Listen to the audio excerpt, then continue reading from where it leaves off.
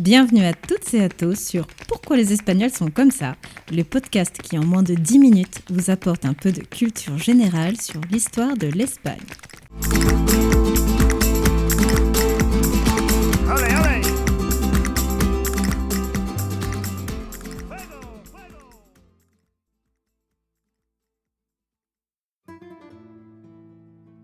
Dans le précédent podcast, je vous avais présenté la décadence de l'Empire wisigoth.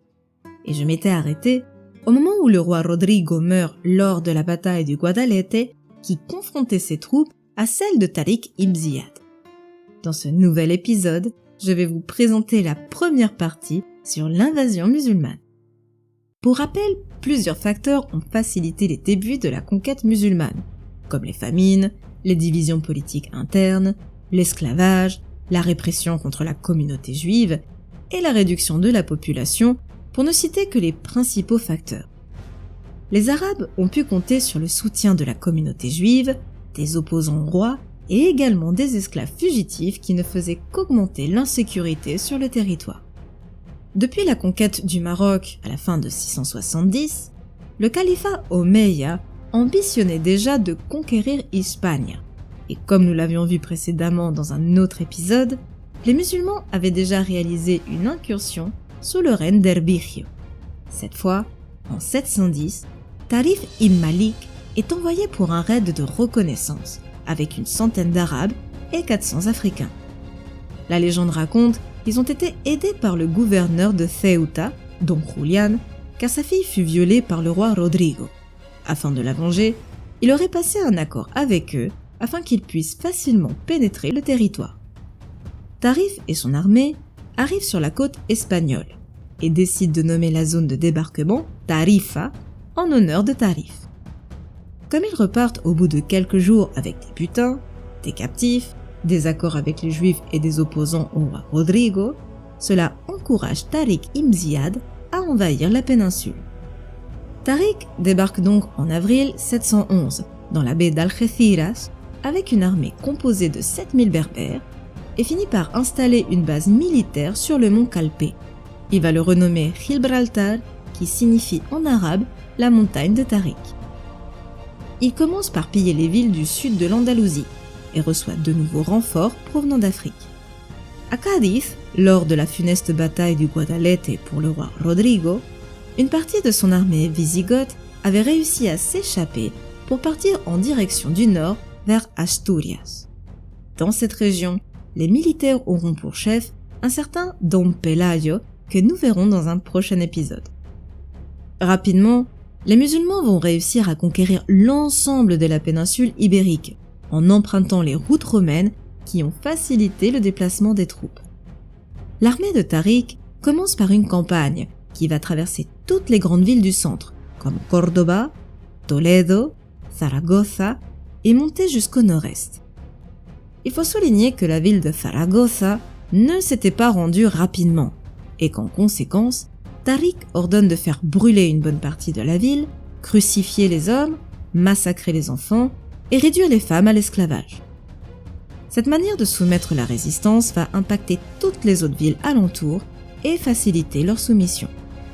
Lorsque le gouverneur Moussa arrive vers Gibraltar, il mène une campagne du côté ouest, en passant par Sevilla, Mérida, jusqu'à Toledo, puis va réaliser un détour en passant par le nord-est, puis le nord-ouest, jusqu'à la ville de Lugo.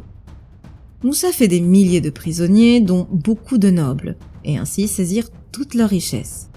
Et afin de remercier la communauté juive pour leur soutien, Moussa supprime toute la législation anti-juive et offre la liberté aux esclaves à condition de se convertir à l'islam et rejoindre son armée. La péninsule ibérique, appelée désormais Al-Andalus, qui désigne l'Occident en arabe, est annexée au califat omeyyade de Damas. Moussa prend le titre de Walid al-Andalus et va percevoir tous les impôts. Moussa est convoqué à Damas pour rendre compte des avancées en 712, et afin de montrer au calife tout ce qu'il avait réussi à conquérir, il amène avec lui une bonne partie du trésor wisigoth, des esclaves, ainsi que le berbère Tariq. Cependant, le nouveau calife, Sulayman, décide de condamner Moussa pour les multiples détournements de fonds.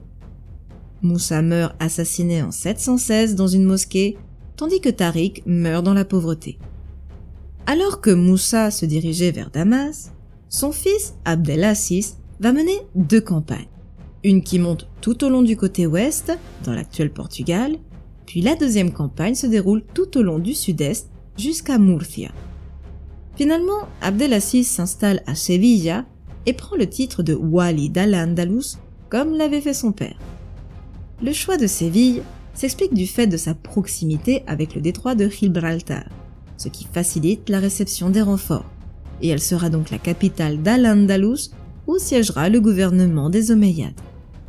Il faut souligner que lors de la première campagne d'Abdelaziz, la ville de Mérida avait résisté au siège musulman pendant plusieurs mois et finit par trouver un accord appelé Sulh. Cet accord promet de respecter la ville des habitants de Mérida en échange des biens des églises et de ceux qui avaient pris la fuite, mais surtout la loyauté du peuple envers le wali. D'autres villes signent un autre type d'accord avec les musulmans, appelé le Ahd. Il permettait de maintenir le gouvernement local déjà en place, un peu de liberté religieuse, et certains nobles wisigoths vont garder leur propriété en échange de leur loyauté. Les musulmans étaient avantagés du fait qu'une grande partie de la population était lassée de ces 2 siècles dominés par le règne wisigoth. Ceci explique en partie pourquoi la majorité des villes ont négocié des accords. Cependant, celles qui ont résisté finiront par être soumises par la force, brûlées ou ravagées, avec une population massacrée, voire réduite en esclavage. Comme les musulmans respectaient la population locale, une partie s'est convertie à l'islam par choix, et certains provenant des couches supérieures le fait par intérêt. Ces néo-musulmans seront appelés Muladies. Ceux qui ont maintenu la religion chrétienne sont appelés les Mozárabes et représentent la masse la plus importante du territoire durant les premiers temps. Au sujet de la collecte des impôts, toute personne non convertie à l'islam, libre ou esclave, devait payer une taxe annuelle appelée jizya, qui se compose d'une partie des récoltes et d'un dinar. Les ensembles urbains se situent sur les zones hautes et escarpées pour faciliter leur défense. Les villes sont constituées de rues étroites, labyrinthiques, et les quartiers sont organisés selon leur fonction ou leur activité.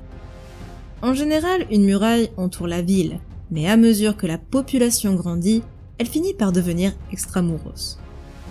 En 714, grâce à leurs diverses expéditions, les musulmans ont réussi à envahir la majeure partie du territoire ibérique, sauf dans le nord, là où se trouve le foyer de résistance de Don Pelayo. Je vous remercie à tous, et je vous dis à la semaine prochaine pour un tout nouvel épisode qui portera sur la deuxième partie de l'invasion musulmane.